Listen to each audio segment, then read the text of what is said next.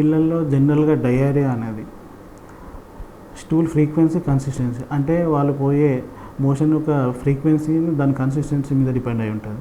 ఒక 3 to 4 times కానీ ఎక్కువ పోతే జనరల్గా డయేరియాలుగా ట్రీట్ చేస్తారు. జనరల్గా మోషన్స్లో పిల్లలు కొంచెం వాటర్ ఎక్కువ పోవడం ప్లస్ కొన్నిసార్లు మ్యూకస్ లాగా బ్లడ్ వెళ్ళడం ఇట్లాంటివి కామన్గా పిల్లల్లో చూస్తూ ఉంటాం. వీటిని అవాయిడ్ చేయాలి. జనరల్గా మోషన్స్ అనేటివి పిల్లల్లో పళ్ళు వచ్చే టైంలో కూడా వస్తాయి, ప్లస్ ఇన్ఫెక్షన్ వల్ల కూడా వస్తుంది.